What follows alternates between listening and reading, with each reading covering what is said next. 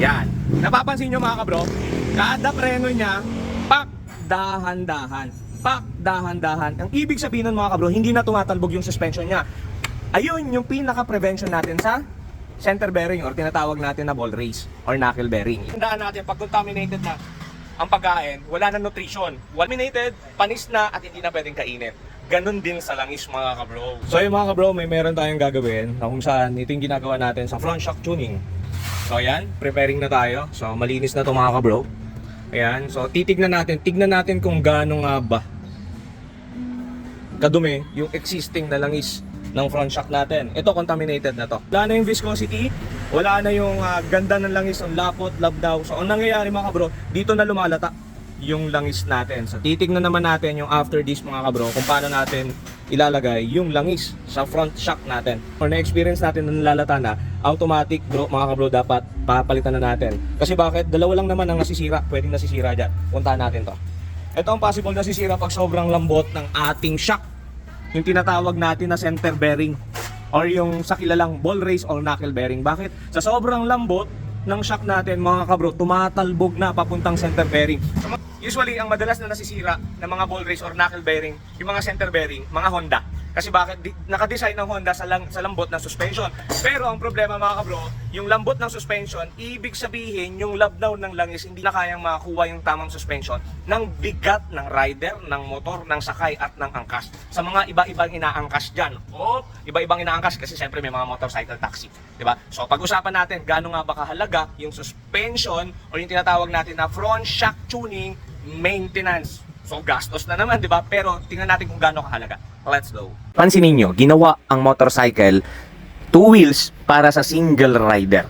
So ibig sabihin mga kabro, yung langis na nakalagay doon sa front shock natin is for single rider lang. Ang nangyayari kasi sa industriya natin dito sa Pilipinas, sa Metro Manila, ginagamit natin sa hanap buhay. Syempre pag gamit natin sa hanap buhay, hindi natin alam yung load ng motor mga kabro doon sa motor natin. Di ba mga kabro? For example, ang timbang natin nasa 70 kilo. Mag-aangkas tayo ng 70 kilos, total of 140.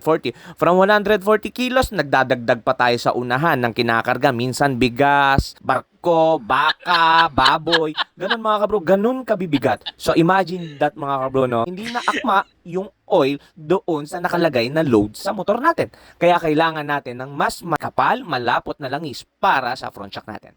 Ganon lang mga kabro. So pwede to sa nag-aangkas ng marami. Ayan, ibig sabihin ng marami, iba-ibang bigat, hindi na maraming inaangkas kasi may mga motorcycle taxi talaga dito. Ayan, Neng. Ikaw, Neng, ilan bang inaangkas mo? Dalawa lang. Patay! Dalawa. So ayan. Ayan, tingnan yun, grabe napakalapot to. Hanggang last drop, Neng. Ayan. Oh, grabe yun. So ayan mga kabro, ginagawa natin, pinapump na natin paloob dahan-dahan para di ba?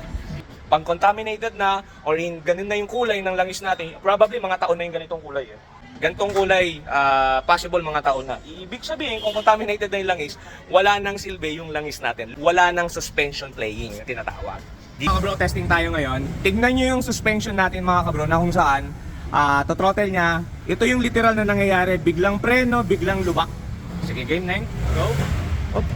Isa pa. Malakas, Neng. Hop. Isa pa. Yan. Napapansin nyo mga kabro, kada preno niya, pak, dahan-dahan. Pak, dahan-dahan. Ang ibig sabihin nun mga kabro, hindi na tumatalbog yung suspension niya. Ayun yung pinaka-prevention natin sa center bearing or tinatawag natin na ball race or knuckle bearing. Iba yung maraming term kasi yung ball race, knuckle bearing, pero ang pinakatawag talaga dyan is center bearing. Isa pa, Neng. Tingnan natin ha. Biglang preno. Isa pa. Biglang preno. Yan. Bang! Biglang taas, dahan-dahan. Okay. Pakita natin gano'n nga ba kahalaga yung pinaka-suspension or yung fork oil tuning maintenance. Unang-una mga kabro, dapat alam natin yung layo, tagal at gamit ng motor natin. Kasi bakit? Kailangan kasi natin malaman yon, especially sa mga spring. Kasi ang spring naman natin mga kabro, nanlalata siya pag wala ng suspension yung oil. May tinatawag kasi na suspension tuning oil, kung saan ito yung paggagalingan ng nutrients ng shock natin.